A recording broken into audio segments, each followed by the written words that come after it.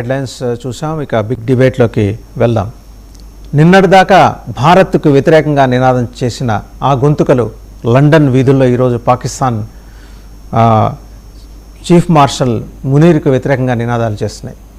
మా వాళ్ళ రక్తం తాగటం ఆపండి అని చెప్పి గట్టిగా నినాదాలు చేశారు. ఇది దిగ్భ్రాంతికరమైన వాస్తవం. ఎందుకంటే కశ్మీరీల హక్కులు, కాశ్మీరీలపై జరుగుతున్న దమనకాండ, వీటన్నిటికీ సంబంధించి మొట్టమొదటిసారిగా అంతర్జాతీయ వేదిక మీద వేలాది గొంతుకలు అక్కడ ప్రతిధ్వనించాయి. ఇప్పటిదాకా జరిగిన కాల్పుల్లో, పాకిస్తాన్ ప్రభుత్వం జరిపిన కాల్పుల్లో 27 మందికి పైగా కశ్మీరీలు దుర్మరణం పాలయ్యారు. అండ్ వీళ్ళని హతమార్చిన తర్వాత ఈ దమనకాండ కొనసాగించడానికే సయ్యద్ అసీం మునీర్ సర్కార్ డిసైడ్ అయిపోయినట్టుగా కనిపిస్తోంది. ఓవరాల్గా ఏంటంటే ఇంటర్నేషనల్ ప్లాట్ఫామ్స్ మీద ఇన్నాళ్ళు భారత్ని తోలనాడుతూ వస్తున్న పాకిస్తాన్ గొంతులో పచ్చి వెలక్కాయ పడింది. పాకిస్తాన్లో ఏమేం జరుగుతున్నాయి, అసలు డెవలప్మెంట్స్ ఏంటి, అక్కడ బయటికి రాని అంశాలు ఏంటి, బయటకు వచ్చిన తర్వాత అంతర్జాతీయ వేదికల మీద ఎలాంటి ప్రొటెస్ట్ క్యారీ అవుట్ అవుతున్నాయి, వీటన్నిటి మీద బిగ్ డిబేట్లో మనతో పార్టిసిపేట్ చేస్తున్నారు అంబాసిడర్ డాక్టర్ వినోద్ గారు, geopolitical affairs expert and diplomat, Paiketi Prasad గారు, జియోపొలిటికల్ అఫైర్స్ ఎక్స్పర్ట్, అలాగే కల్నల్ దుర్గా ప్రసాద్ గారు, మాజీ ఆర్మీ అధికారి. అందరికీ నమస్కారం అండి. To start with ambassador doctor Vinod గారు, చూసాం నిన్నటిదాకా భారత్ని తోలనాడి తెగనాడిన గొంతుకలు ఈరోజు నేరుగా పాకిస్తాన్ జెండాన్ని కింద పడేసి సయ్యద్ అసీం మునీర్ ఫోటోలు తగలబెట్టి నిరసనలు చాలా గట్టిగా చేస్తున్నారు. లండన్లో చూసాం, ఇక ప్రపంచవ్యాప్తంగా మొదలైంది. ఒక్కసారిగా జరిగిన ఈ పారాడిగమ్ షిఫ్ట్ దేనికి సంకేతం? వాసు గారు, ముందుగా మీకు, తోటి ప్యానలిస్టులకు, మన ప్రేక్షకులందరికీ నమస్కారం. అది అంటే ఒక్కసారిగా ఇలా పెళ్ళుబికిపోయింది అనేది ఏదైతే అంటున్నారో అది కొంతవరకు మనం ఆలోచించినట్టయితే ఇది ఎప్పటి నుంచో వాళ్ళంటే కాశ్మీరీస్ అంటే పర్టికులర్గా పిఓజేకే వాళ్ళకున్న పరిస్థితులను సపరేట్ చేయటం వల్ల అది బయట ప్రపంచానికి తెలియట్లేదు. అక్కడ జరిగే ఎటువంటి అక్రమాలు అనుకోండి, అగాత్యాలు అనుకోండి, యాంటీ పీపుల్ ఏది జరిగినా కానీ పాకిస్తాన్ టోటల్గా అంటే ఇంటర్నెట్ కూడా బ్లాక్ చేయటం, తర్వాత ప్రపంచానికి ఏం తెలియకుండా చూడటం అనేది చాలా వరకు జరుగుతుంది. కానీ బియాండ్ ఏ పాయింట్ ఏది చేసినా కానీ అది ఆగదు. పెనుతుపాలు లెక్క పెళ్ళుబి వస్తుంది. ఎందుకు అని అంటే వాళ్ళకు బేసిక్ నీడ్స్ కూడా వీళ్ళు ప్రొవైడ్ చేయలేకపోతున్నారు. బేసిక్ నీడ్స్ అడిగితే యాంటీ నేషనల్స్ అని కాల్చి పారేస్తున్నారు. ఆ స్టేజ్కి వచ్చింది. ఇప్పుడు మీరు అన్నారు కదా ఫీల్డ్ మార్షల్ మునీర్ గాని, నేను ఎప్పటికీ అంటున్నాను, మళ్ళీ ఒకసారి రిపీట్ చేస్తున్నా, ముల్లా మునీర్కు ఆయన తీరే డిఫరెంట్. ఆయన అధికారం పాకిస్తాన్ చేతిలో పెట్టుకొని అదే మళ్ళొకసారి ఏంటంటే every state, every country has got army for its own, but Pakistan army got a country for its own. అంటే ఆ స్టేజ్లో ఉన్న పద్ధతిలో ఈ మునీర్ ఆధ్వర్యంలో ప్రజలు బేసిక్ నీడ్స్ అంటే కనీసం ఒక బ్రెడ్ కానీ మినిమం, అంటే వాళ్ళు ఏమంటున్నారు బేసిక్ నీడ్స్ అంటే మాకు ఇల్లు, తిండి, లేకపోతే ఇది కరెంటు, లేకపోతే వాటర్, ఇవన్నీ అవి ప్రజలకు దొరకట్లేదు. కానీ అక్కడున్న వనరులు అన్నీ మొత్తం పాకిస్తానీస్, పర్టికులర్గా ఈ సింధు ఏదైతే ఏరియాస్ ఉన్నారో డామినెంట్ పీపుల్ అంతా వాళ్ళంతా అక్కడి నుంచి తీసుకుపోయి వాళ్ళు అనుభవిస్తున్నారు. కానీ వీళ్ళకు బేసిక్ నీడ్స్ ఇవ్వట్లేదు. సో ఎంతో కాలం సపరేట్ చేసి, ఎందుకంటే యాంటీ ఇండియా అని ఒకటే పద్ధతితోని వాళ్ళు ప్రపంచాన్ని, అన్ఫార్చునేట్గా వెస్ట్ ఆల్వేస్ కొంతవరకు, ఇప్పుడు ఈవెన్ ట్రంప్ చూసాం కదా, అమెరికా అయినా వెస్టర్న్ కంట్రీస్, యూకే అయినా కొంతవరకు ఆఫ్ కోర్స్ కొన్ని చిన్న కంట్రీస్ మన యూరోప్లో వాళ్ళు రియలైజ్ అవుతున్నారు పాకిస్తాన్ ఏం చేస్తుంది అనేది. కొంతవరకు ఇప్పుడు అన్ని బయటకు వస్తున్నాయి కాబట్టి పీపుల్ ఆర్ రియలైజింగ్.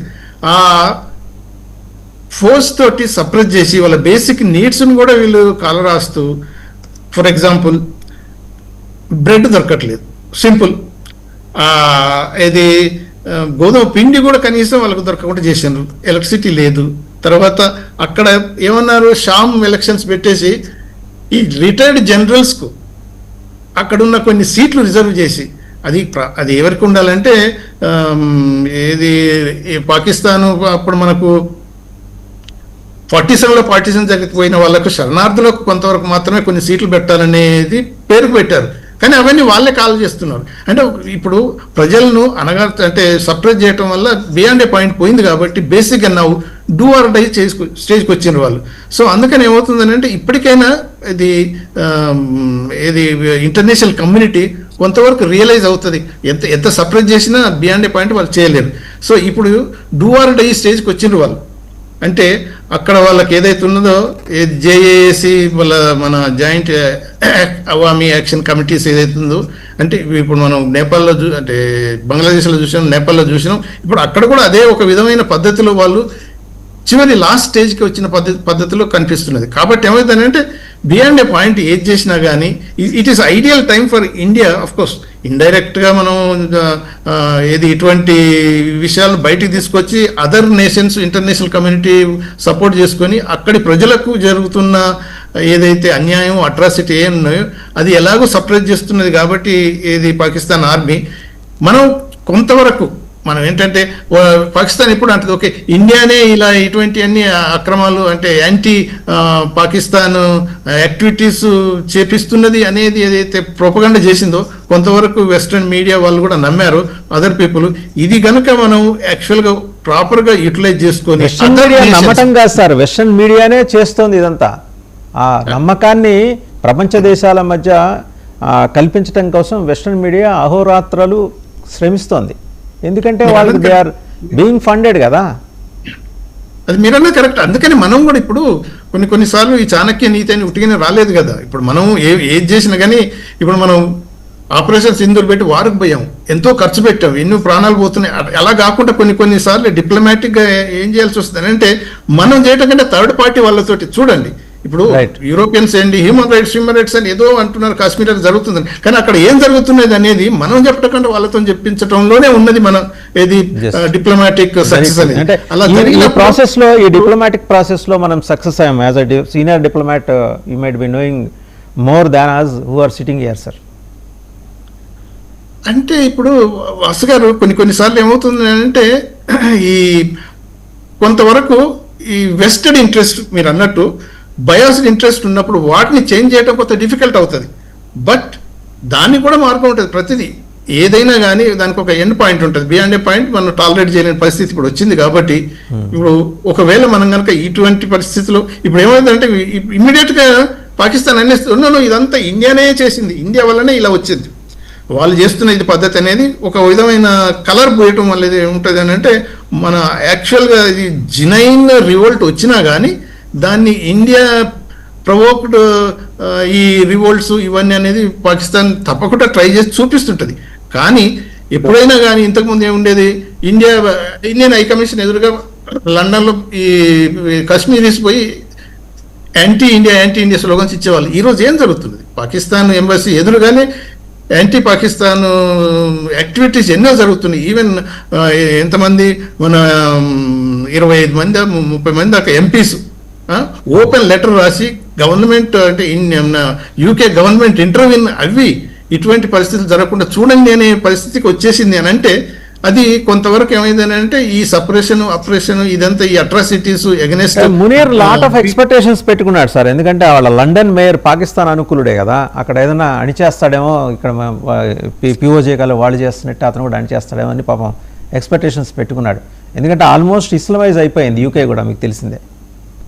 మీరు అన్నది కరెక్టే, కానీ ఏ ఎక్స్పెక్టేషన్ అయినా ఎంతవరకు టాలరెన్స్ ఉంటుంది హ్యూమన్ బీయింగ్లో కొంతవరకే ఉంటుంది. కానీ బియాండ్ ఏ పాయింట్ ఇప్పుడు చూడండి వాళ్ళ బేసిక్ రైట్స్ గురించి ఇప్పుడు వాళ్ళంతా యాంటీ నేషనల్స్ అని వాళ్ళ ఏది అది పొలిటికల్ పార్టీ కూడా కాదు, దాన్ని వాళ్ళు జేఏఏసీని బ్యాన్ చేసి వాళ్ళంతా యాంటీ నేషనల్స్ అని ఇప్పుడు కాల్చి పారేస్తున్నప్పుడు ఏమైందంటే ఇప్పుడు కొంతవరకు ఇంటర్నేషనల్ కమ్యూనిటీ మీరు అన్నట్టు బయాస్డ్ ఉన్నా కానీ బియాండ్ ఏ పాయింట్ వాళ్ళు యాక్సెప్ట్ చేయలేరు.